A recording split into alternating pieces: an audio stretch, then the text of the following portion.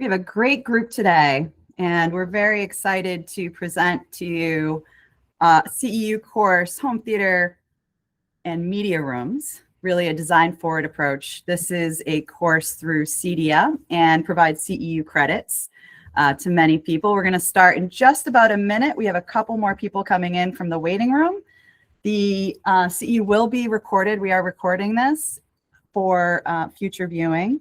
And it's meant to be interactive. So if you have questions and such, feel free to drop them in the chat and we'll try to make this an interactive session for you. A lot of information to cover today, but we're excited to get started. How are we doing?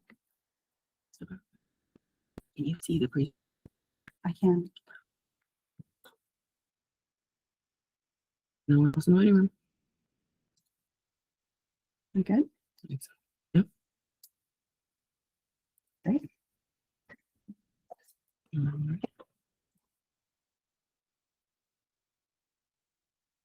Great, we're going to get started. Thank you for joining us for Home Theaters and Media Rooms, a design-forward approach. My name is Jen Mallett. I am the founder and CEO of Level Up Automation. We are an integration company that specializes in smart homes and intelligent buildings. And integrators, if you are not familiar, are a trade that designs technology, installs a technology based on that design, and then supports it over the life of the technology. And a couple fun facts about me. I started and franchised my business 4 years ago. So we actually operate in 10 US markets. And I started that after founding Level Up in 2016 after spending 15 years at Bose Corporation. I've been in the consumer electronics industry for over 25 years. I love it. And so do my 4 cats, which is the funny little topic item that we can add here. Something you know about me is we've got 4 cats in my house and 2 teenagers. The cats' names are Charlie, Mochi, Pudding, and Pumpkin. And if you put that all together, all of those are food names. So that is a fun fact about me. So happy to be your instructor today, and we'll continue on and get going. I want to share a bit about what CEDIA is. CEDIA stands for the Custom Electronics Design and Installation Association. We are the nonprofit association of smart home professionals. CEDIA has worked with ASID, AIA, IDCEC to really bridge the gap between an understanding of what technology capabilities are, how to design and plan for them, and also bridge the gap with integration companies and architects and designers and builders so that we can really service our clientele well. And that really is the mission. It is a global organization, and we have standards that are exist in Barcelona to London to Boston to, a variety of other places around the globe. So it's truly a global organization. IDCEC is our partner here through the CEDIA, as I mentioned, and really is about taking in the content and working together to make sure that we're providing you content that is relevant. In this case, it's home theaters and media rooms. And also that it provides you a professional level of understanding so that you can start to incorporate some of these discussions around your business and your clients and understand the role of an integrator and how they can support you with this work. And this is just a little bit more. So this is a CEU registered course. For those of you who've indicated that you're an architect or a designer, Monica will be reaching out post-course to make sure that we have your license information so that you can essentially, we'll register and make sure you get credit for the CE course.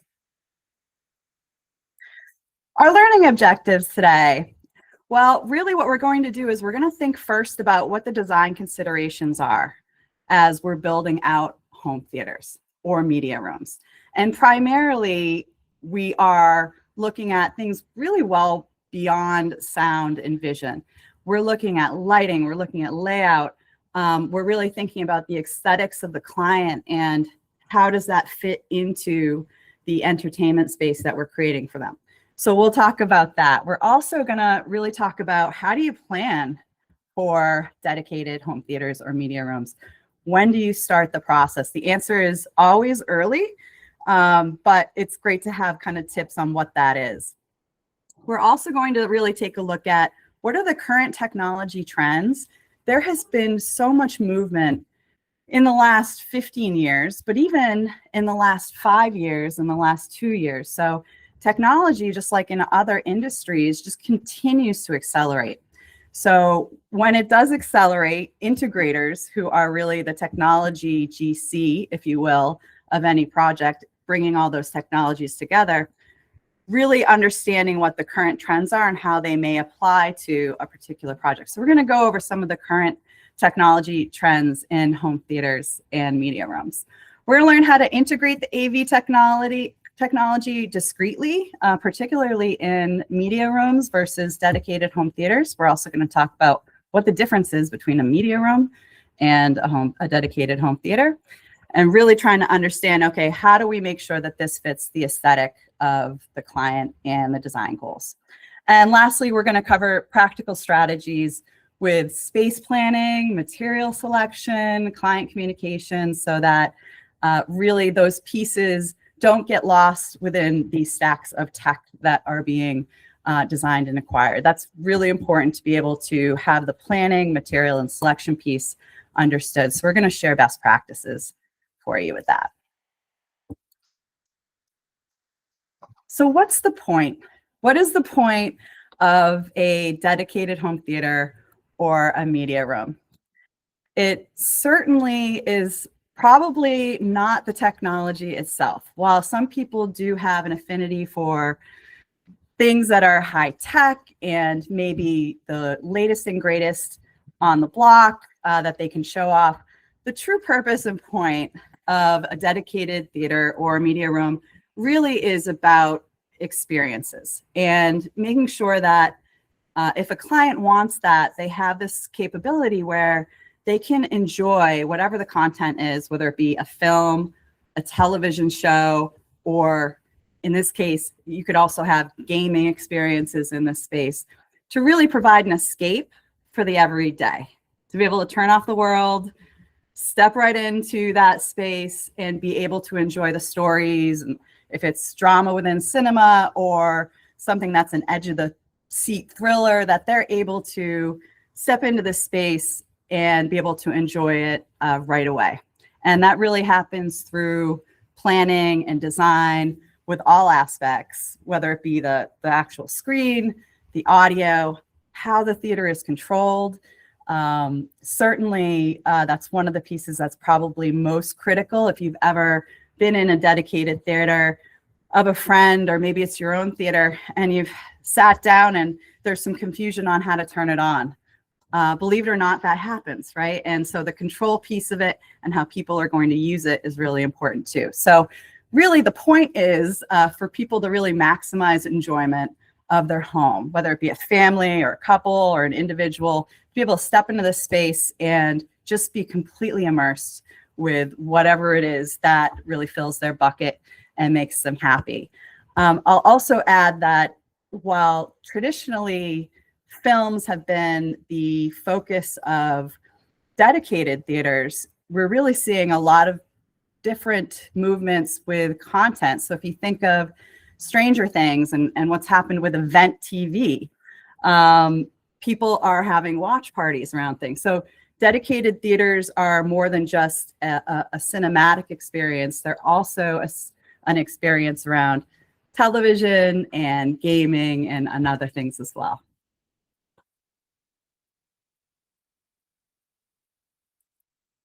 Great. So what is the difference between a media room and a dedicated theater?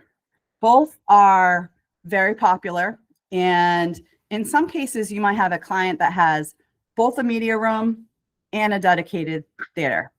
The primary difference with a media room is that a media room, just like this photo here, is really more flexible. It's a space that really works hard, and also in a way, if you think about it, plays hard. It can be a great place for entertaining, but it's also a place where you can hide away the TV and be able to entertain friends and family without a video or an audio component to it. So in this space, while you might watch a movie here, it's likely to be a spot where you hang out with family or friends. It's got great entertainment, not a lot of formality. There aren't dedicated theater seats in here, right? It's a lot more flexible. So these can provide really a great viewing and audio experience, but the room is part of everyday life. And that really is what sets it apart from a dedicated theater. Now, in some cases, really in the design process and understanding what the goals are for the client and what's right for them, a media room can really provide the best of both worlds. And you can kind of go through essentially being able to have a lot more flexibility with audio experience that really is fantastic, or a video experience that is fantastic. So we're seeing more and more people who are opting for a hybrid space more than ever. And a lot of that really is just because it's easy to utilize a space that's very accessible. So oftentimes dedicated theaters might be in a lower level, or not on the main level of the home, where a media space is much more accessible. So we'll talk a bit about how to design around a media room and the things that we think about in a bit. This really compares to the dedicated theater. The dedicated theater. So we're going to take a look at that in just a minute. Here we go. So in this case, this is a much different look, right? We've gone really with a cinema style layout. So this has complete rows of seats. It has essentially accent lighting on the side, and it looks cool. In this case, this particular client, this looks like almost like a spaceship, right? You're completely transformed in the space. Doesn't look anything like a living room. And really, when we look at designing dedicated home theaters, there's a completely different set of standards that we look at in terms of the audio and visual and overall experience that's happening in that room. We're looking at things like how much light is in there. Hopefully not much, unlike the media room where you do have light filtering in. We're looking at, okay, what's happening within the acoustics of that space. You probably don't have acoustic applications in a media room, right? So there's a few other things that are really kind of part of building out really great dedicated theater rooms. And within CEDIA, it's one of the reasons why the organization exists, is to take all really the best engineers globally and the best recommended practices and bring them together so that companies like ours, integration companies, can work with design professionals along a same set of standards so that we can make sure that the performance is at that level. And so there's a couple really important standards and recommended practices that have been developed. One is CEB 23, and that really focuses on the quality of the audio performance. Most recently, CEDIA has created something called RP22, which has set a new benchmark for defining performance in private entertainment rooms, like dedicated theaters. And it helps by providing really a tiered system so that we can design toward a space that is entry-level dedicated theater all the way to what's called reference grade experiences. And reference, when you hear the word reference grade, that truly is a project that has quite a bit of design and engineering as part of it. Those are typically, we'll show you some pictures later on and talk about reference grade theaters, and you'll see the difference between those and more entry level. Regardless, these standards really apply from the family that maybe moved into their house and really are passionate about movie experiences with a family and decided that they're going to put together and they want to have a, let's say it's a $35,000 dedicated theater. That can happen within standards that maybe aren't reference grade level, that might be in a theater that is $200,000, right?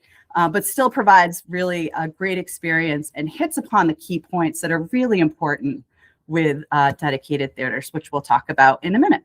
So that's the difference between media rooms and dedicated home theaters.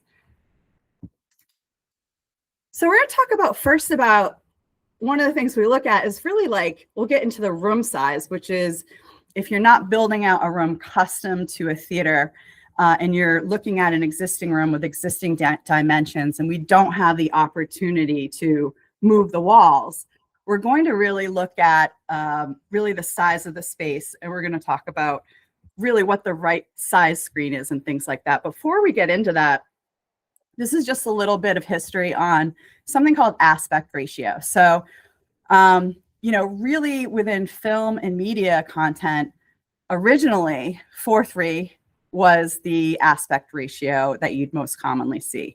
And as you can see here in this photo, there's a square, essentially screen here, and there's bars on the top and the bottom, and it looks a little different. And this is what you might see with really content that might be pre-2000, older, kind of old TV, lower budget films, they would be shot within this aspect ratio. More common is 69, and this is what you really see mostly today. It's the default format for all TVs and the go-to ratio for film and media. Excellent. And after that, we actually need to go back to CinemaScope. This is the fun stuff. So CinemaScope is used mostly in film, and particularly with directors and producers that are really prefer to capture scenes and convey a story that are really immersive. So if you think of directors like Stanley Kubrick, James Cameron, Steven Spielberg, a number of others, they produce movies in CinemaScope aspect ratio. And if you're designing a theater for a lover of film, having a screen that can adjust to this different aspect ratio really is a game changer. So CinemaScope certainly on the higher end theaters, that's really what you're preparing for is content that is at this aspect ratio, assuming the content itself has it. So that is really the three types. And like I said, you know, you'll see, you know, more commonly nowadays, you'll see something that is a 69, but CinemaScope is what is utilized for really immersive experiences. Next, we're going to talk a bit about screens. And in a dedicated home theater, we almost always historically have used projectors, right? They might be projectors that are in the ceiling, in the back of the room. They might be what's called a short throw projector, which actually is an amazing piece of technology that sits close to the screen and you know, projects up so that the projector doesn't need to be behind you. But more and more, we're seeing a lot of movement, and this really relates to the emerging technology item that we talked about earlier, that a lot of people, if you're not working in the technology space and are not in this every day, you might not see. And so really one of the things that's been game changing in the last, I want to say 18 to 24 months, but has been developing for really 3 to 5 months, is direct view LED displays. And, you know, really when you're looking at that, what does that mean, right? What a direct LED display does is it takes the projector out of the project completely. Essentially, the direct LED display is providing the quality level that a projector would normally provide. And, you know, typically within the direct view LED displays, the things that are really very exciting about them is that we can design them around custom sizes. We can have custom resolutions, aspect ratios. We're able to, if you've seen video walls and things like that, we're able to take one screen and have 4 quadrants where you might have a dedicated theater that's great for movies, right? But maybe when it's Sports Sunday, there are 4 different games in each quadrant of that direct view LED. You can't do that. You can do that with a projector, but it's much more effective to do it with a direct view LED display technology.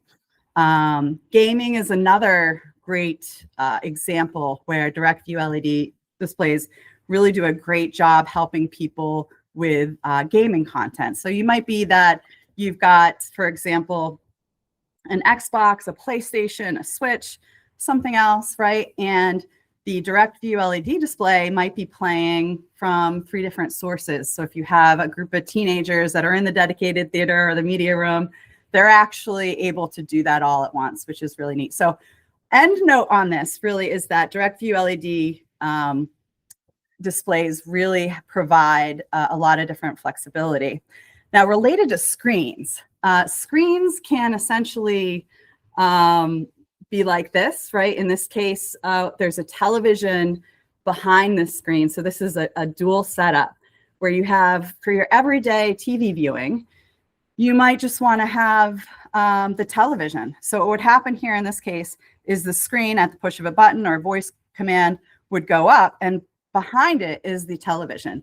And then when you want to have a more cinematic experience in this media room, the screen comes down, the lights go out, and essentially you have a much bigger format for your enjoyment.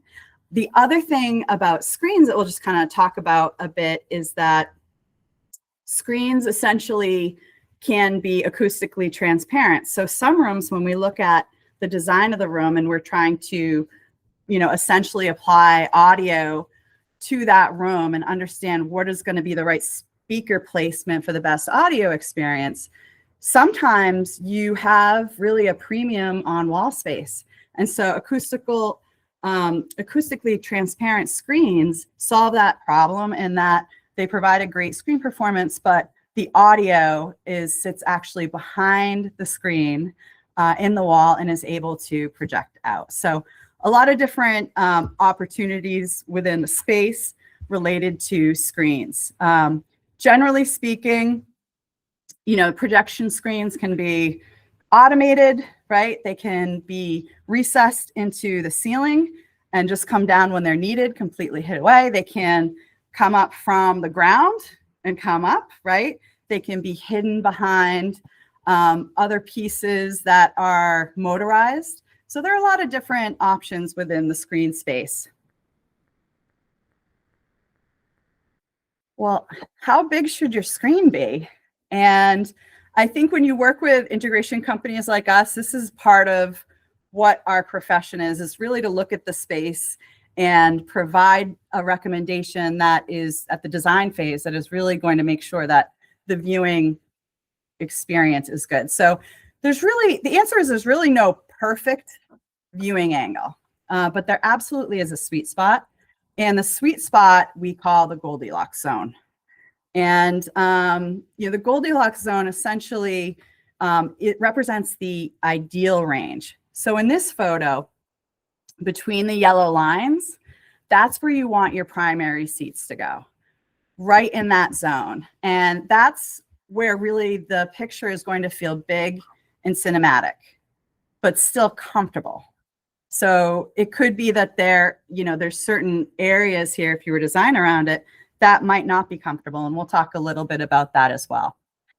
Between the red lines, the experience is still good, but best suited for secondary seating, like bar stools, bean bags for kids, things like that. It's not the optimal cinematic angle, but it still works for casual use. So the Goldilocks zone is the item you want to remember there. Anything outside of it still, especially if it's a really well-designed theater, is going to be awesome. But if you're really looking at being particular about where the primary seats go, you want to look at the Goldilocks zone. Outside of this, I'm going to share that, going too big on a screen within a space really can be a problem. So bigger is not always better. It really has to be within the context of the space itself. I'll give you an example. So let's say somebody wanted a screen that was as big as possible and had not thought about viewing angles or the Goldilocks zone or anything like that, right? What might happen is you have seats that are too close to the screen, and you have a very wide, because it's the biggest possible, right? And if you can picture yourself at a tennis match courtside, you essentially are doing this, right? So you don't want that. Nobody likes that within the theater, right? Or the first seat at a regular cinema, like a regular Regal cinema, right? That first seat, your neck is strained, right? So in this case, really, we don't want to go too big. What we want is really the optimum viewing experience that's going to provide an immersive experience. Okay. Let's talk about sight lines. When it comes to screen placement, eye level does matter. Ear level matters as well. But ideally, your eyes should be close to the center of the screen when seated. That's really where the viewing is most natural. And it's, we're not going to have neck strain or awkward angles. In this setup, for example, this one also looks a lot like a spaceship. I could imagine this like in Star Trek. The back row here, right, looks straight ahead, while the front row, what you'll notice here, it looks slightly upward. There's a little bit of a tilt there, right? And that's completely fine. That was a design decision as part of this build out, right? And so that third row they have here in the front, the design decision there is making sure that the furniture, which is really specific to theater spaces, is able to accommodate that viewing angle that's going to provide the best experience possible. So the people in the front row are reclined and relaxed at a gentle angle and still feel like they're getting optimum viewing. And then the people in the back, they don't need to strain too much because the overall room height is where it needs to be. So as we look at seating and designing around tiers and things like this, the things we think about are, we need to make sure that there's clear headroom above each row so that people can stand up easily. We want to make sure that the heads of the people in the theater aren't blocking the projector beam, especially in this case where the projector is in the back of the room. And we also want to make sure that everybody has a clean line of sight to the screen. So when we essentially are designing the tiers, we need to look at step height, riser depth, ceiling clearance. Those are really three of the big things. So step height is really, if you think about the steps that are taking place here, just making sure that those fit the overall design. If you're looking at ceiling clearance, that, as we talked about earlier, is really important so that we can make sure that we don't have an oops moment where somebody's head is in a particular seat is blocking the screen. So that's a bit about sight lines. We're going to talk about brightness next. Brightness absolutely matters. It's one of the most critical elements in creating a great viewing experience. It affects how you see color, contrast, detail, how immersive it feels. I think if you've ever sat and saw a projector, maybe I think about, elementary school or high school or college where you're, essentially in a classroom and there's an okay projector that's showing a screen, but it's not really a good picture. It's probably because, it might be too bright. It's not bright enough. It's not a high quality projector, or maybe it's too bright in the room. There's a variety of different reasons, but what it creates is a washed out picture.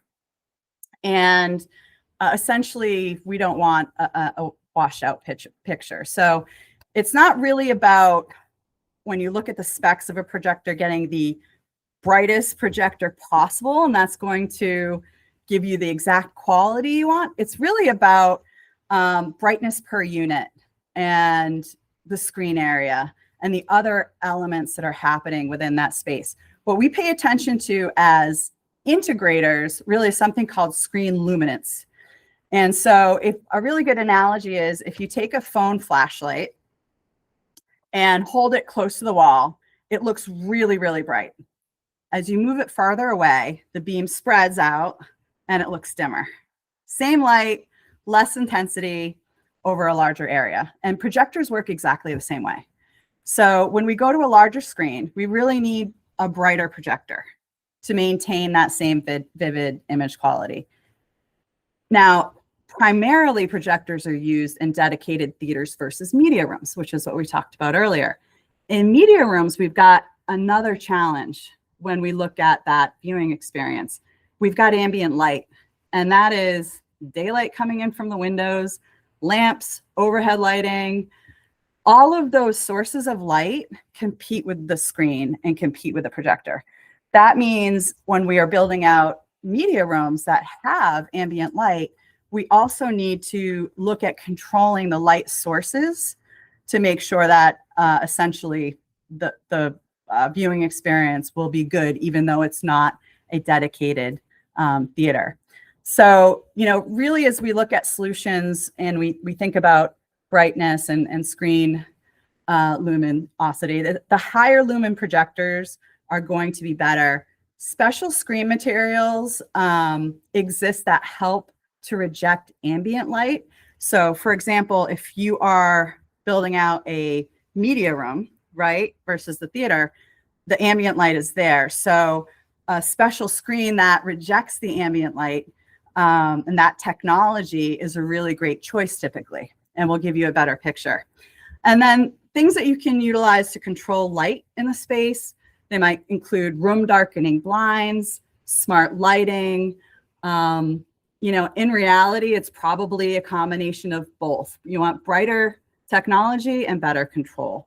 In very large rooms, this all scales up. So if you've got a bigger screen, it's going to need much more light output, as we talked, and much more light output typically increases the cost of the projector. You've got some heat considerations and power requirements that are important with projectors as well when it comes to brightness. On the direct LED view displays we talked about earlier, which are really, really changing the game here, the power requirements for that are completely different. And there's some HVAC work that is involved to make sure that that technology can breathe because it puts out some heat. So those are some considerations. So, essentially there's math and there's calculations as part of all of this. It is much more of a science in a way than an art, though there is some art to it from a design perspective. And the best practices we just shared with you around, things that you want to look at based on the space. An integration company really is trained and certified in this sort of work to help you out. So that's a bit about brightness. And on the other side of brightness is darkness. So while we focus on brightness, just as important is really the black performance. And it's really critical, especially when it comes to how rich and immersive the experience is and how much depth it has. Great black levels, they're just not about like outer space or like if this were Star Wars, right? It really helps with defining shapes and shadows and contrast and all of those things that provide really a rich cinematic experience. And essentially without proper blacks, the image is going to look flat and washed out, no matter how bright the projector is. So in display technology, as we look at televisions, that OLED really shines in this area. So if you look at OLED televisions, they actually turn off individual pixels completely, giving a true black. They don't, unlike other technologies, which just essentially have the picture go to a dark, those pixels go to a dark gray. So OLEDs really shine there because in a home cinema setup, and I'd say even for maybe a media room where there is some ambient light coming in, and we're able to control the light, the ambient light in ways that we talked about earlier, whether it be blackout shades or anything else. OLEDs really have become popular with the cinema setup because of their ability to really show off those blacks. And they do it through turning off the individual pixels. I mean, how could you get any more darker than that, right? With projectors, on the other side, achieving good black performance is a lot more complicated. So you're dealing with reflected light, not direct emission. So the darker and more controlled the room, the better the projector can perform. Wall color, ceiling reflections, ambient light, all of that affects how the black will perform. So it's a lot more involved. So while brightness helps with the image pop that we talked about earlier, deep blacks really create a much more dramatic experience. And so for best results, what we look to do really is to balance both based on the space and making sure that we're using the right technology for the room. We're controlling the light in the space and choosing materials that help support the contrast. And if you think about it in a dedicated room application, for example, you often see very dark walls, right? And that is by intent. It is part of really that design process to make sure that we're providing a space where the technology can perform at its best. So darkness and brightness, both very important. Next, we're going to talk about resolution, which is something probably most people have seen. If you've been in a big box store or purchased your own television or read about it, you've probably, heard a lot of different pieces of technology and where it's going.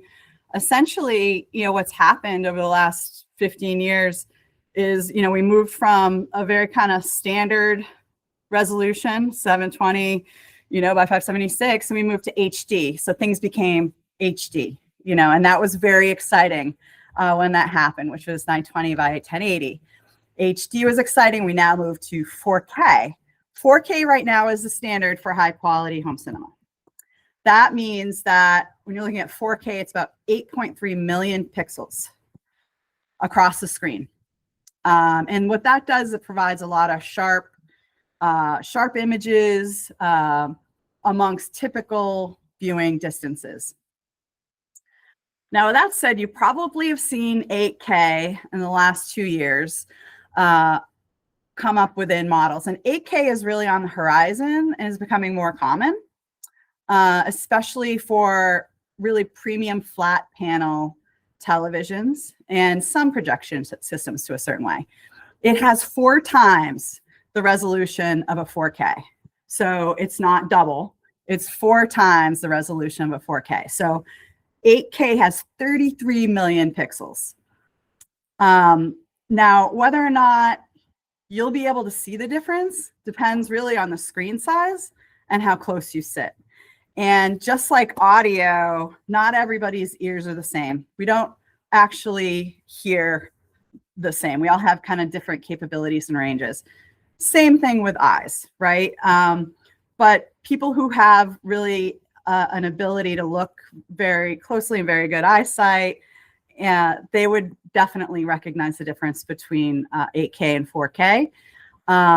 But not everyone would see such a huge dramatic change between 4K and 8K, even though it's 4 times the resolution of what 4K is. So you'll also see that we're going to talk a little bit about content and the source too. There's not a lot of 8K content out there right now. So while you might be looking to design something or source something and it's got 8K on it, it's not that all your content is necessarily going to be 8K. So it's worth noting that most commercial movie theaters today run at 4K. And that is, mostly the same resolution of what's at home. The big exception to that is IMAX, which can reach an equivalent of 18K when they use a dual laser projection system across really giant screens. And if you've ever been to an IMAX, I think you can tell the difference between that experience versus a typical commercial movie theater. So the key takeaway here is that more resolution isn't always better if your eyes can't take advantage of it. The ideal resolution really should match the seating distance and screen size of the space. And what we're ensuring there is we make sure that the image looks crisp, but we're not paying for extra pixels and extra technology you really can't see. So that's why resolution, is important, and why we look at it in relation to viewing angle and things like that right from the get-go, so that we can make sure that we're matching up the size of the screen and space with the right resolution with the right technology. We're going to talk about the actual content of what you're watching. And you may know this from audio, that, if you're streaming through one of the streaming services, you might have recognized that, the clarity of that content from an audio perspective is not what it was like for a CD or another piece of media. And the same thing happens with streaming content on the video side. And so video compression really has to do with compressing, essentially data compression.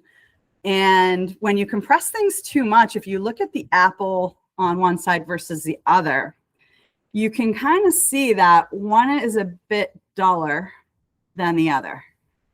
And it's very subtle, but this is a great example that when you have less data compression within video, you'll have a richer apple. You'll have more distinct colors, and visibly, it just looks more like an apple.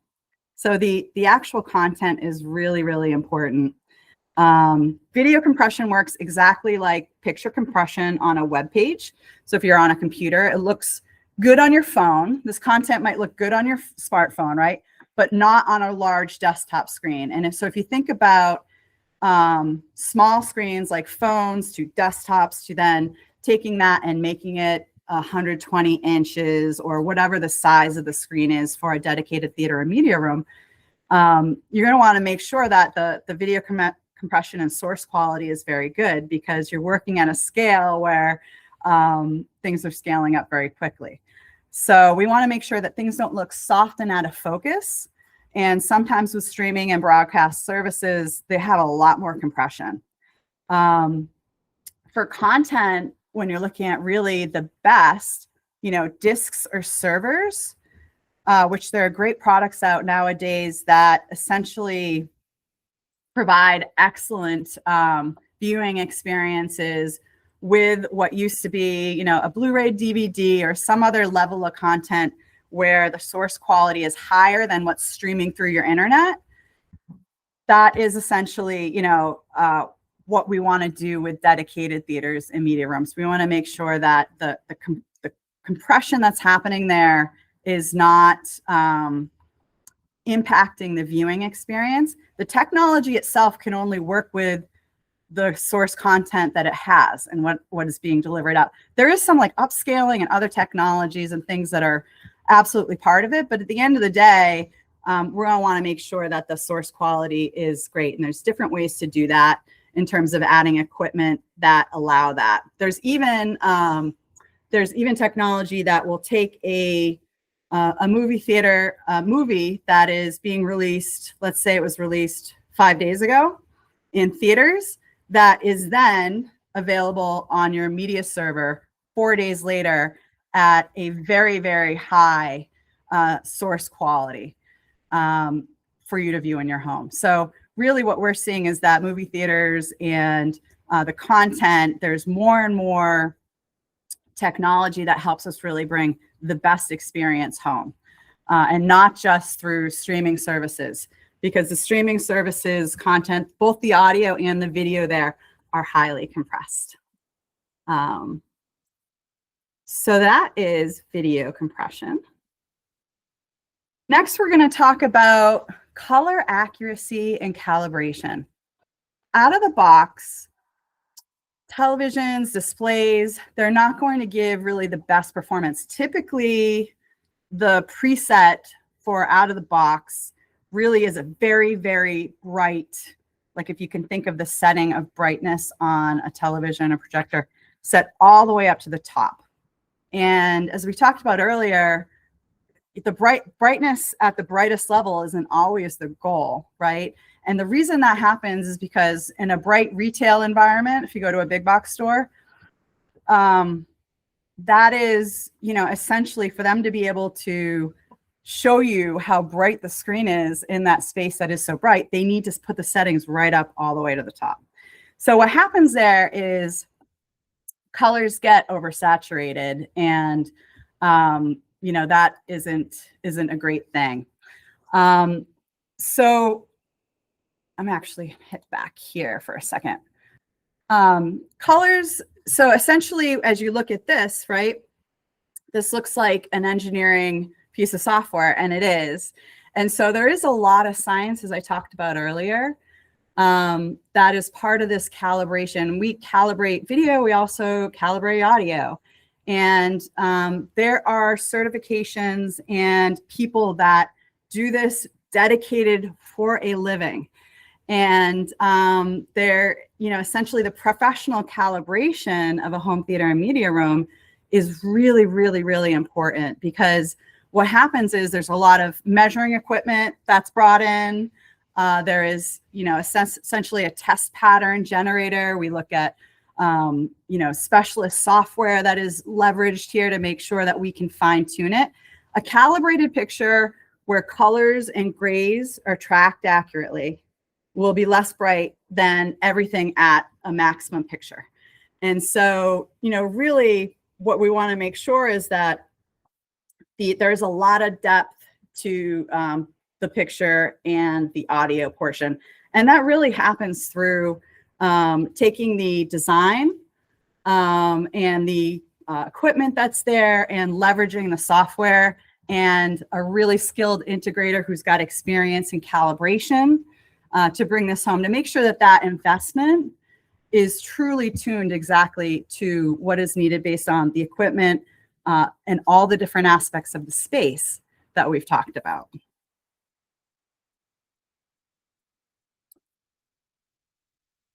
All right, take just a minute here, see if anyone has, doesn't look like anyone has any questions, so we'll keep going. So this is the Oratorium, and this is part of Galaxy Studios in Belgium. And it's one of the best dubbing stages in the world. Others, if you're familiar with it, include Skywalker Sound in California. And, here movie soundtracks are mixed and signed off by the director and the sound team. And that makes an ideal reference point for home theater designs.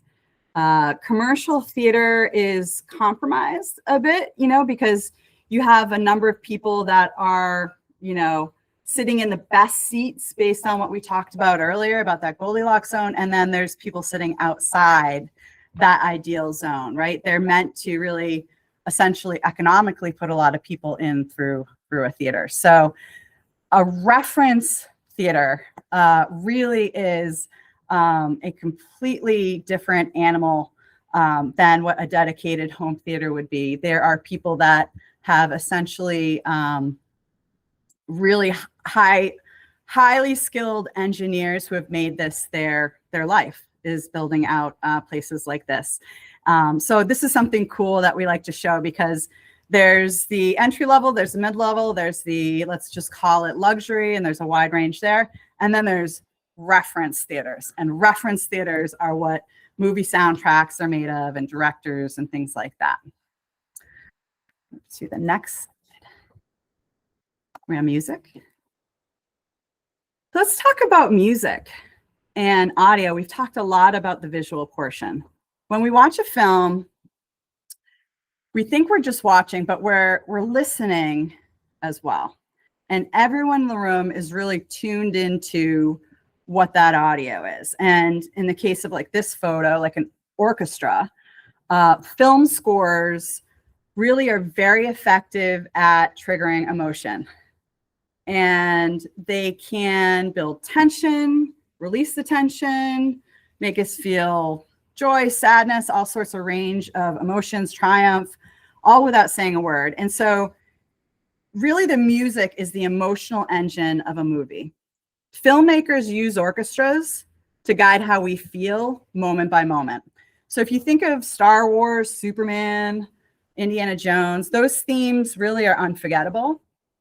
Many films use orchestral music more subtly, just a few strings or a soft motif to really create a mood and depth. And that happens to really get experienced when you have a really well-designed space.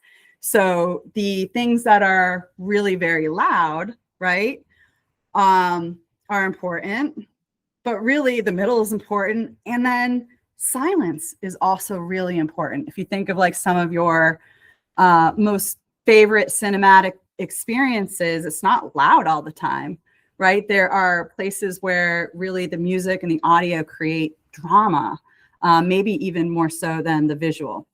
So, essentially, whatever the style, emotion, nuance, something like a full orchestra in particular can be a big challenge in home cinema. And so the speaker placement, room acoustics, and the calibration that we talked about earlier is really, really important, because these items, essentially, if you think about the soundtracks for an orchestra and things like that, they really rely on precision, speaker placement, room acoustics, and calibration. That's where it really, really shines and sets apart, like, for example, a dedicated theater that has some speakers in it that are very good versus one that is really kind of making you feel like you've left your house and you're having an immersive experience. Next, we're going to talk about dynamics. One of the things that makes movie soundtracks so powerful is their dynamic range. And the difference between, as we talked about earlier, like those low levels, so like a quiet whisper and a really loud explosion. So unlike regular TVs, streaming, or radio, which are really, really highly compressed to keep everything at the same level, essentially, the quiet moments really here need to be genuinely quiet. And the loud ones, they should be loud, very loud. And so it's not just a technical thing, really, it's an emotional tool. Filmmakers use sudden dynamic shifts to create suspense, to make you jump out of your seats in some case. I mean, I think we can all think of a movie you're watching where all of a sudden you completely were stunned, right? I think of some movies, like there's some movies in Jurassic Park, some scenes in the first Jurassic Park where I completely jumped out of my seat. I remember when I first saw that, right? So that really happens through dynamics, right? And when we're playing film soundtracks properly, it's really an engineering challenge. There's a catch to it. So what we need really is the right amplification for the speakers to be able to perform at the level that they need. So it's not just the speakers in the wall or in the ceiling. It really is the amplification that is behind that is driving the speaker performance. That's really, really important. Careful room design and acoustic control. And we need to think even beyond, in some cases, the actual space itself, because you might have adjacent spaces, right? So I'll give you an example. We had a client, we're building out a dedicated theater, and their primary bedroom was right upstairs, right? And as much as they really wanted this dedicated theater for them, but also for their teenagers, they wanted to be able to sleep if their teenagers were watching movies on a Saturday night, right? So careful room design and acoustic control in that scenario, what we're thinking about is we're thinking about that space and how do we make sure that there isn't, essentially sound bleeding into the primary bedroom upstairs, and that we're using the right acoustical treatments in the ceiling and the walls and such to contain the space to where it's meant to be, which is in essentially the theater.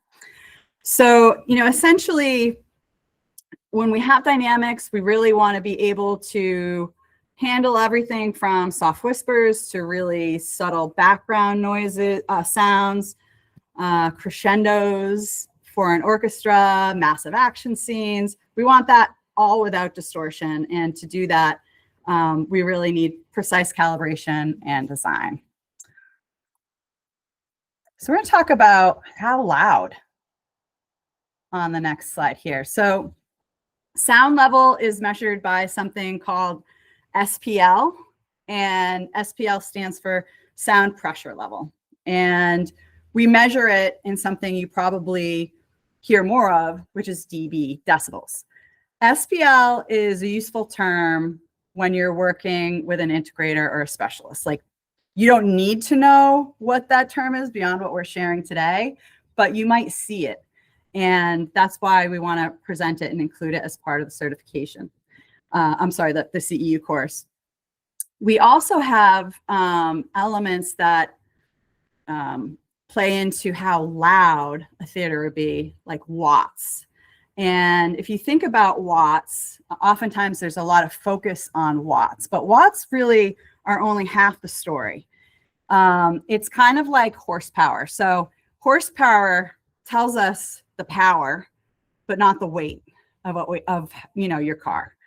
So we really don't know how fast the car can go just based on the horsepower, because we don't know the weight. And so when you're looking at specs for all of this technology, and there's probably a lot of Reddit and like all sorts of different information where you can gather, you'll see a focus on watts. Watts is just really like only half the story, is the takeaway here. So for larger spaces, the engineering difficulty and cost really goes up enormously because there's a lot more air to move. And every doubling of distance from the speaker to the listener needs about 4 times the power just to get the same SPL. So what that means is equipment designed for a normal front room can't and won't perform well in larger spaces. So let's just say that someone had a really beautiful, well-designed, dedicated theater space and in one home. And they decided to go through, they loved it so much, they decided to take it all out when they moved, which doesn't happen very often because that's a big project. But take it all out when they move and they put it in their new home, in their new theater. That same equipment will not perform in a different space. It won't. It might not perform well at all, especially if the space is larger. So one difference here from like a home theater to a media room is that, home theaters, we're really looking at studio reference level audio. But in a media room, we can set a lower target, right? So that means that a really effective way to improve the audio performance of a home theater or media room is to make it quieter and reduce ambient noise. So while we are looking at how loud something should be, we also are thinking about how quiet something should be.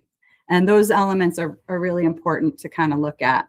Reference, just for if you like stats, reference is 85 decibels plus or minus 20. And that's a good thing just to kind of have or understand or write down. CDA, as I mentioned earlier, really is the global organization that has studied and worked with experts in the world to create these standards and content. So that's a good one. Again, that is, reference level is 85 decibels plus or minus 20. All right, a couple more slides here. We're going to talk about bass next. Bass typically comes from subwoofers, and subwoofers can be in a media room. They're often, they might be on the floor, right? Even in dedicated theaters, they might be on the floor. And that's really what's providing, the subwoofers are providing all the bass. And certainly they make things rumble or not. And it's really, I think when we look at all the different pieces of technology, and elements that you put in, bass is one of the most difficult engineering tasks in a home theater. You might ask why? Why is that? It's because bass behaves really very differently from other sounds. And the goal is to deliver deep, powerful bass that feels consistent no matter where you're sitting in the space, the media room or the theater. And that's a hard thing to do. And because if you think about an analogy I use a lot with the differences in sound waves is with bass, if you are at a stop, red light, let's call it a red light, and you have a car next to you and somebody has it cranked up and they are absolutely rumbling their car and maybe shaking your windows, right? What's coming through is different based on the piece of audio that's played, right? So if it is in that scenario, a track that really has a lot of bass in it, bass, essentially those sound waves are very big. And that's why they move through cars and walls and things like that. So one of the reasons why it's difficult is that you also have to figure out where do you isolate bass as well, as make sure that experience is really being translated consistently in all the different viewing spaces where you're sitting or the people are sitting. The issue really with a single subwoofer is that we almost always end up with uneven bass. It depends on the space and the design, but generally you might get, like, if you can think of a dedicated theater where you have, let's say maybe there's a subwoofer that is designed in wall, so it's not on the floor, it's in wall. We can put it behind drywall, believe it or not. Let's say it's on the left side of that particular theater. It means that you basically kind of have a hot spot of bass coming through the people that are sitting in that lower left side. So there's different tools you can use to kind of, after that is installed, work on it, look at, different things you can kind of tweak within, the setup. But it's hard to do with one. So generally speaking, when we're looking at dedicated theaters, we're looking at using at least 2 subwoofers. And we might put them in the floor. We might put them in the ceiling. We might put them in the wall. But we're always looking at how do we place them with symmetry and in a way that really is going to feed well into the proper calibration that's going to be happening later. It is definitely not a guessing game. As I mentioned, it's one of the more challenging things. And this is where, essentially a home theater designer, somebody specialized in it, like an integrator, really will look at acoustics modeling and room calibration software to make sure that the bass is just right. Because that's really what's going to provide a lot of the thrilling sound production in that theater. So that is bass. Next, we're going to talk about building the room. Sound isolation is really achieved through thick, dense walls and materials, multiple layers, sealed doors, windows. There's all sorts of different absorption compounds that we can put into a space, either in the wall or the floor. And oftentimes layers are one of the best way to soak up low frequency energy. And low frequency, as I mentioned earlier, is really the hardest to manage.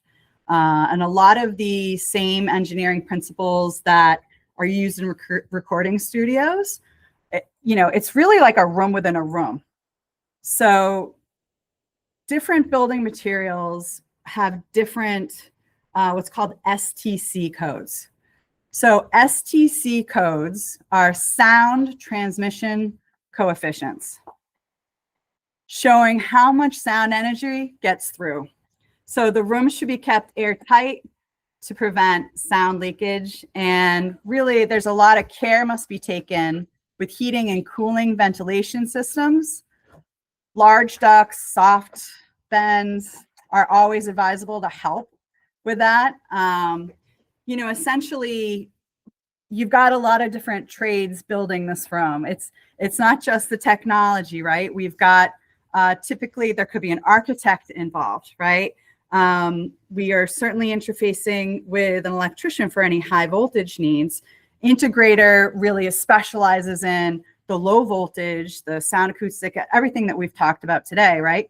You also need to, which may be surprising for some of you, we need to consider HVAC and what's happening with heating and cooling ventilation systems. So large ducts, are something that may be in place here. We need to make sure that, any type of air movement that's happening is not coming into the space. We also need to make sure that the space has enough room to really breathe and the equipment can breathe so it doesn't overheat. So, our ideal situation in a dedicated theater is to really isolate the room. And, when we're doing that, we're really making sure that the outside world is not impacted by the performance, and that the experience stays within the actual room. It's not cheap to consider acoustical treatments and building the room specific for the theater. It's certainly I'd say for people who love movies, it might be a real kind of spend for them to do something like this. In a luxury space, if it's a dedicated theater, this absolutely is the way to approach it to get the best performance, is really building and designing the room from scratch. Next, we're going to talk about camouflage. And if any of you have attended any of the CEU courses, we talked about one of the great ones we have is hiding technology in the home. And how do you hide the big black television that's on the wall or over the fireplace? We're always talking about that because people want to enjoy their technology. They don't always want to see it. Some do want to see it. If you can think about the big tower speakers that are making a comeback, some people want to be able to see that, but a number of people want to camouflage. Right. So, you could easily have 17 speakers, 4 subs in a home theater room, a dedicated home theater room. You probably don't want to see them, or you may want to see them, right? Depends on the client. So what we really want to share here is we can have these speakers go in wall. So if you look at the first picture here, what you'll see there, that is a high performance in-wall audio speaker, probably one of several that are part of this, that actually within the construction phase are put in. And then when the drywall goes up and the mudding comes in, it is actually plastered over at a very thin rate. It's not like a typical slapping it on. It is, you want really a professional, plaster professional with the specifications to make sure it looks right. But it does not impact really, in most cases, except for reference audio, it does not impact for most people the sound. And it takes that problem, which is seeing all these speakers, and puts it away. So that's a good example. The photo in the middle here actually is a speaker that looks like art. So there's all sorts of custom applications that we can put together that are available. We can even look at pieces of artwork that the client loves, right? And really something that's, maybe a reproduction of something that's important to them. And we can actually put that on the speaker itself, and it can disappear and really be part of the decor. On the other side of this, we have what's really a television with an LCR bar, which stands for left, center, right speaker. So that has essentially a left channel, a right channel, and a center channel speaker all in one sound bar. And what that does is it helps from essentially, if you've got particularly a media wall, a media room versus a dedicated theater, we wouldn't put this in a dedicated theater necessarily. We might, but it's mostly seen in media rooms. And this is a great way to be able to minimize the technology footprint and provide pretty good performance and a nice clean look with quality sound. So that's really what that represents. So you can hide things. And as we talked about earlier, subwoofers can be hidden in the ceilings, floor, cabinets. There's all sorts of different things.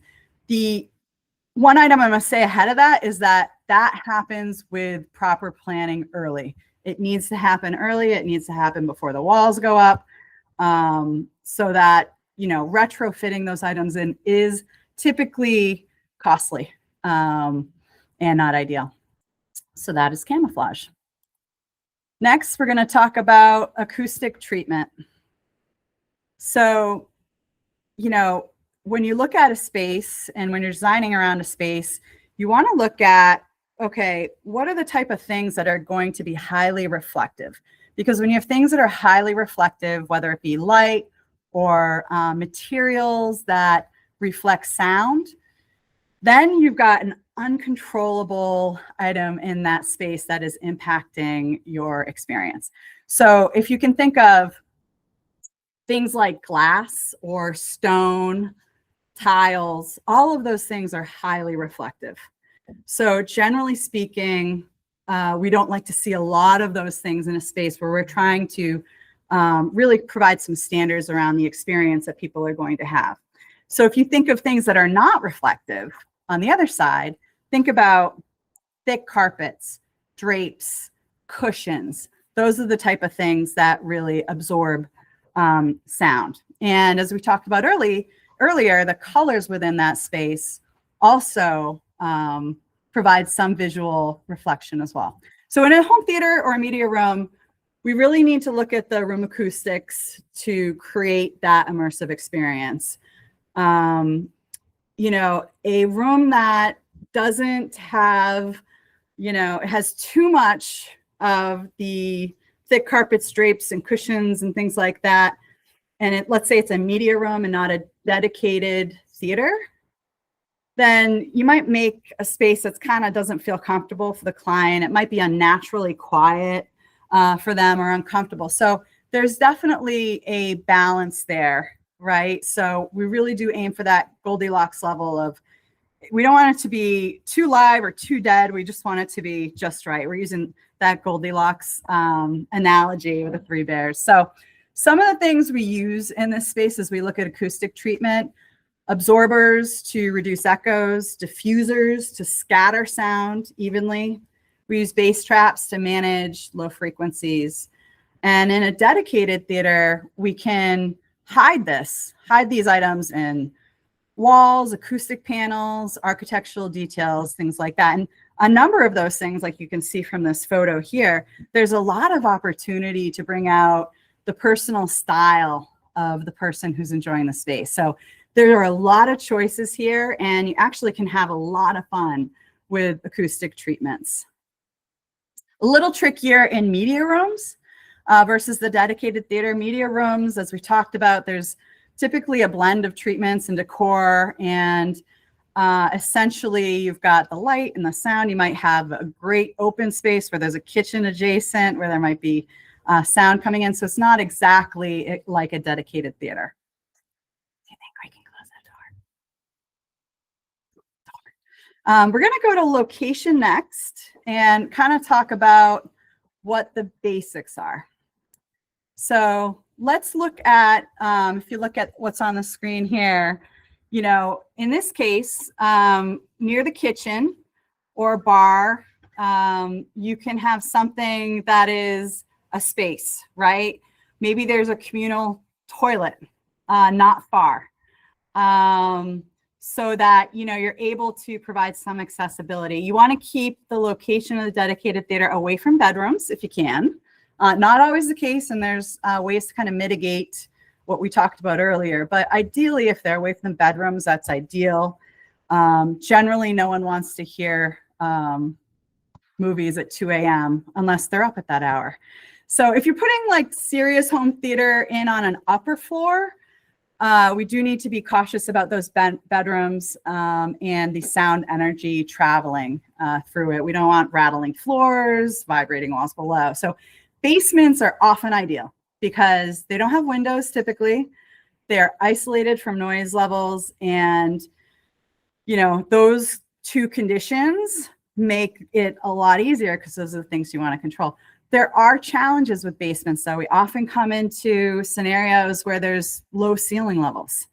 And as we talked about headroom and elements, if you've got a multi-tiered theater and things like that, there's design work that should happen there to make sure that you don't run into scenarios where you're not getting an ideal performance because that design step was missed. So basements are ideal, but we've got to look at things like low ceilings. In some cases, depending upon different parts of the world, there might be more moisture, things like that. But definitely, if it's a tiered seating arrangement, we'd like it in the basement. It's just easier.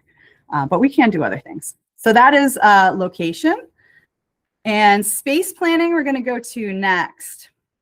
So I know this is actually a beautiful data rack. I love this example. And you may or may not love looking at data racks, but it really is, if you think of like the brains of the system, this is typically where it happens. And for a dedicated theater, it doesn't need to be, in this case, there's 4 racks, right? It could be 1 rack, right? This scenario certainly has control even outside of the theater likely. So some things to really think about as we're planning around where all of this equipment is going to sit, because it's not going to sit in the theater typically, right? There's no room. You want seat priority seating and design. This is located, either in an adjacent equipment closet, typically. And this also is really important area that is part of the design process and the workhorse for what happens in the theater. So some of the things we look at when we're building out the data portion, the data rooms and the racks, we're looking at ventilation and cooling. These systems get hot and equipment needs space to breathe, and it needs airflow. And so, essentially what we want to do is make sure that we're doing that, but we are not applying fans and drives and things that can whir and hum that are impacting the theater experience, right? So it's another good reason why we plan to have the rack outside of the actual theater itself, because we're going to need to cool that equipment, but we don't want it to impact the experience. So, in some cases, one of the things we think about is, okay, if we are putting a lot of the components in a data rack or an equipment room, we have to think about the accessibility of the content and what the client is going to want to do. So in some cases, we might, and I'll give you a really great example. So if a client has, let's say they've got a gaming system, and let's say they've got a disc or some other piece of media to put into the console that will then go into the theater. Well, you probably don't want an average person coming in here and maybe unplugging things or searching for where they put the disc in, right? So typically we would make those things that really require swapping gaming discs or something that requires kind of media to be able to in and out. If that client wants that, we put that in a place that's really accessible and easy for them. And then we just wire it back to the data room. So it's got very minimal footprint locally, but it's not hidden, right? It's accessible. So, because it could be this dedicated theater space, for example, becomes a gaming room. It could be some people where the seating can be moved and it becomes a place where there's yoga and you've got a giant screen, amazing audio, and you're meditating, right? A lot of different opportunities there. So we try to really design around essentially making sure that things are accessible and can be modified without being too rigid. So that is a space planning. And again, this is what the integrator trade, if you haven't heard of that word, CEDIA integrators, this is what the trade is. It is typically low voltage and all of the systems coming together, being that GC, general contractor for your technology. This is what a great integrator is certified at. And I would say that a lot of people in our industry take a lot of pride in our rack builds, how neat they are. It's certainly a really important part of it. While not everybody outside the industry really cares a lot about this stuff, this is where we love to show off our work. So that is space planning. A couple more slides. We're gonna move over to seating.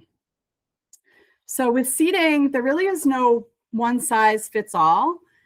Cinema seats are really great because they are meant for theaters. And at this point, they come in all sorts of different styles. They can recline, they can have all sorts of different types of fabric. They can be leather, they can be microfiber, they can have lights, they can have drink holders. There's a variety of different things. In some cases, it might look completely different. This isn't always somebody's style, right? But I will share that we understand with the full catalog of what cinema chairs and cinema seating is, there is something for everyone. Everything from, it might be like an Italian kind of luxury look that the client has. Well, there's an entire catalog for that. Or someone might have something where they want something that is more traditional. Maybe it's in a lodge or something, or maybe it's a secondary home where they have this theater where they want it to be a bit more rustic. That exists too.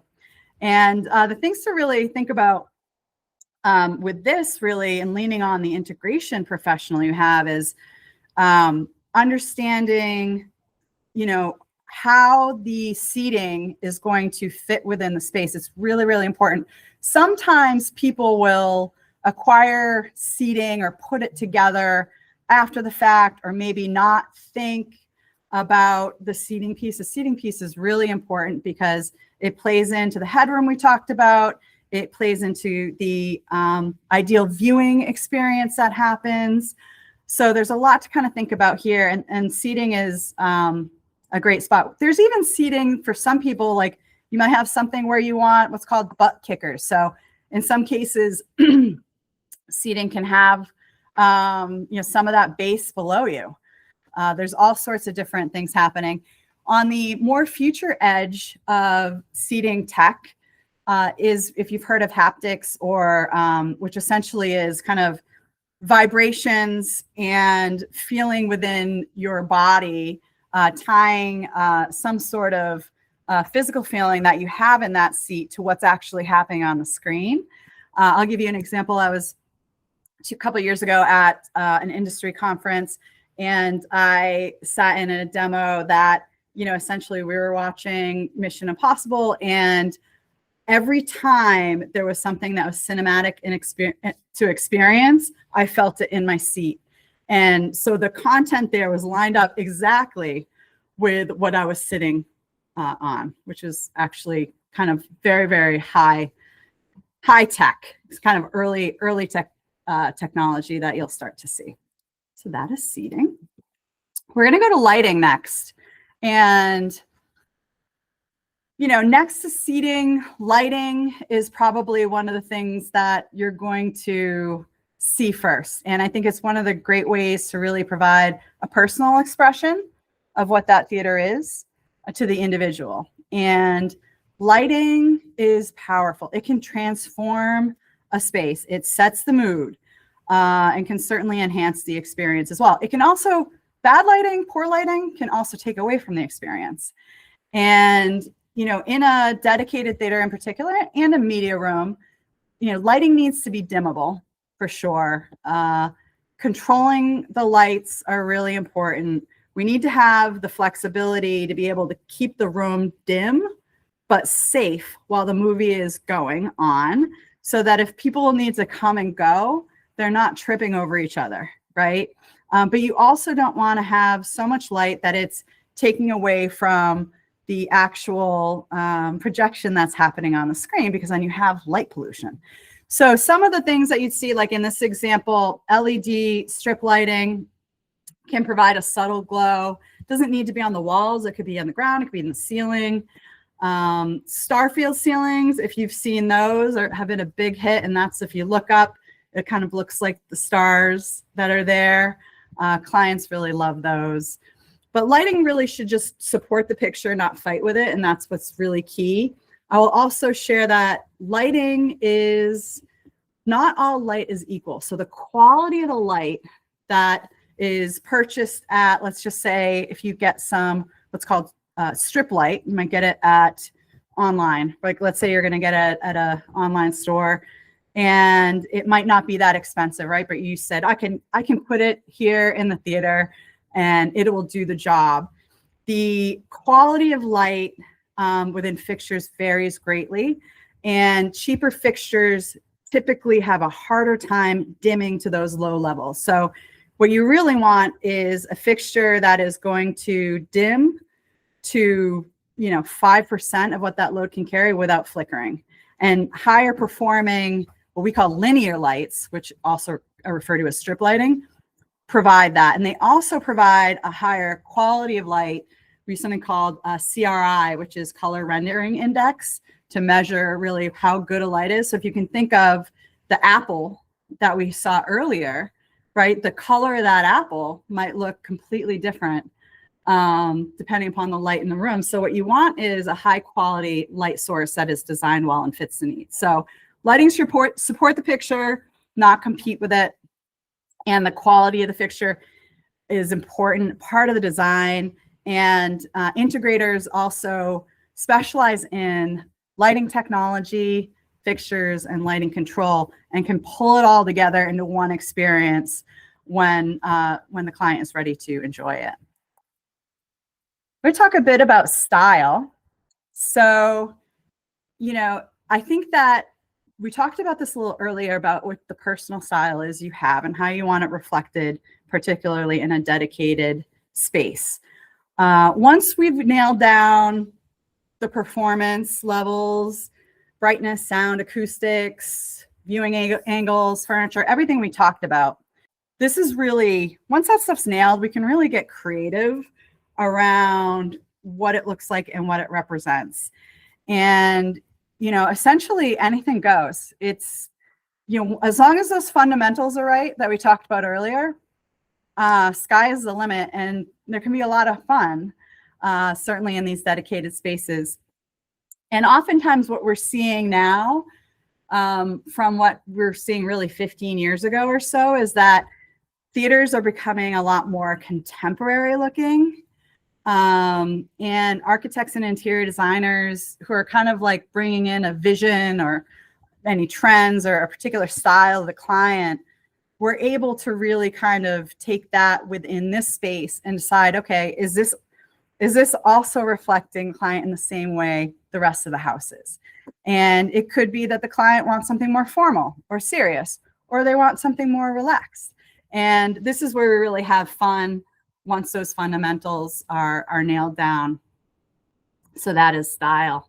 Next, we're going to talk about, I think, probably one of the more important elements of a dedicated theater or media room that is often a pain point, and that is controlling it.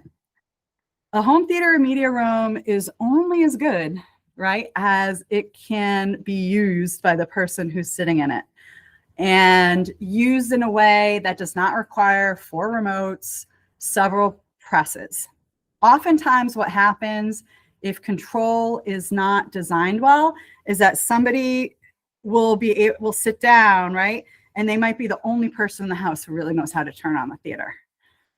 And really that happens for a variety of different reasons, but the goal has to be simple use for anybody. So one of the things that we try to think about as you learn the clients and you understand the project is, okay, how can I make sure that anybody in that household who is going to experience this theater can sit down and turn it on within 5 seconds?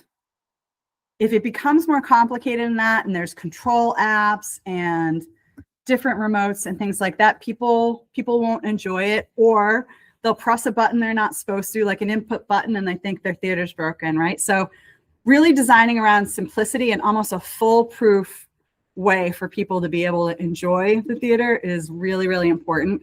And then maintaining that experience, which we'll talk a little bit about, because these systems need to be maintained, much like electrical systems and HVAC systems. Technology absolutely needs to be maintained over time. If you think about all the different control sources that may be used in a media room or a theater, that would be gaming systems, Roku's, Apple TVs, whatever else you have, streaming services, that all of that needs to be engineered in a way so that there's easy to control so people can get to the content that they want quickly. And then also as those sources update, because everything updates, right, that those updates do not break the integrations that are happening in the theater. So the service aspect of making sure that things continue to work as they should is really important within the control system too. And we're going to be controlling here the source, the lighting, the audio levels, all those things are control considerations. And then we also consider voice control for those clients that want it to be able to do certain things. But there are limitations to voice. So when it comes down to it, typically we are going to design around a dedicated control system that is easy to use, that anybody could get to turn on within that 5-second goal we had. So that is that. And next we're going to talk a bit about values. And you might think like, wow, that's a strange thing to talk about within a CEU course. But what really we want to convey here and make sure you understand as part of the CEU is that the products that are being specified as part of a project have really key attributes that are shared. High performance technology really is meant to last for years, with typically longer warranties than what you're going to see at a big box store, right? So most consumer technology products have a warranty of anywhere between 30 days to a year. Very few go over a year. Some higher quality brands may have 2 years. But the performance products that are in things like theaters, they typically have higher levels of warranty. They're typically a lot more in price than a traditional product. What's great about this, when we think about sustainability and elements like this, is that this equipment is not meant to be thrown away in a year. It is really meant to be built and to last for years. And so there will be some elements that have like a shorter design life. Typically it's the display or maybe the audio processing because those technologies just move really, really fast. However, a good home theater or media room design really should last for years. And with planned servicing and updates in mind, it should really continue to work for many years. So the initial investment of a dedicated theater or well-designed media room, the investment is absolutely higher, but you do get what you pay for in that the performance of these rooms really are meant to be experienced for years and something that is a staple in the home versus a television that you might swap out every 5 years, right? Completely different. So it is a good and sustainable business from that perspective because these things are meant to be hang around for a long time and are not meant to be kind of part of this throwaway culture we've had with technology the last decade. Next, we'll talk a little bit about design constraints. What I say here is, most things can be done. So this room is clearly not an ideal room. You think about, you've got some sloped ceilings. It's an unusual room shape. I happen to be in the New England area. We have a lot of older homes that we retrofit and we run into all sorts of different shapes. So this to me is a design challenge, but not a deal breaker. Really the fundamentals of what we talked about in terms of making sure the architect, interior designer, integrator, other trades that are involved are working on this. We can absolutely put together a smart solution in this space that provides high performance and a great aesthetic. It just requires people to work together. And also, ideally in this sort of case, this would be an area where there's construction involved, right? It's not a retrofit, it's a new space. So planning early and connecting with the right people, the acoustics and the experience within the space, even though it's unusual, it's a design challenge, and certainly can be done. It's not a deal breaker.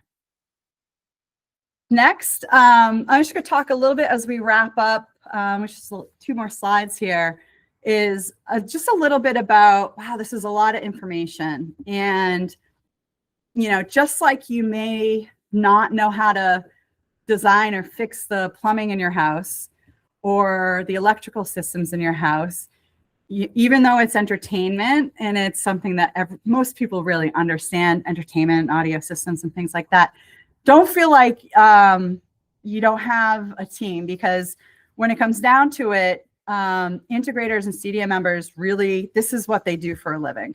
And they work adjacent with other trades and partner with other trades to make sure that these spaces are designed well, that they're providing immersive experiences, and that they fit really the budget and the design aesthetic that the client has. So certifications in home theater are very important. A lot of what we talked about really is engineering, sound engineering, audio, visual engineering. You're designing a space. There's a lot of elements to consider. And then in terms of documentation for spaces like this, really a professional provides design drawings, system schematics, client packs. We do something called a rack schedule, so that, essentially there's a lot of documentation that is behind the actual work, because this space does need to be maintained, right, over a period of time, and you need those documents to really make sure that that it can be serviced. So definitely, if you are in the space or you have clients in the space, CDM member, like we are, they're all across the world. You can go to cda.org and you can find an integrator, put in your zip code, and a bunch of companies will come up and you'll be able to see who's certified and what. Again, this is the organization really bringing professional certifications to an industry that has, essentially in the last 20 years, kind of been homegrown as the technology has grown. So we're your partners as part of this, is kind of what I want to say. And that is what we have today. I think we're essentially a little over on what I expected on time. However, I hope that, essentially we have helped you understand a bit more about what the elements are in dedicated theater design and media rooms, the differences between them, the things that you think about. So if you have, any questions or we can be of any help, do feel free to reach out to me directly or through Monica's communication post course. And we look forward to supporting amazing theater experiences for people we work with. So thank you so much for joining.